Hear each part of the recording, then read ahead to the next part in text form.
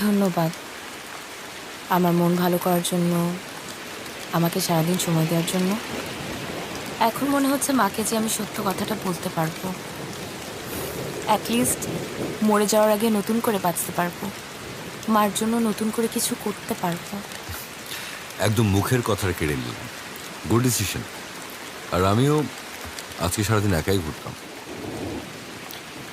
ধন্যবাদ আপনাকে আমাকে সাথে রাখবার জন্য।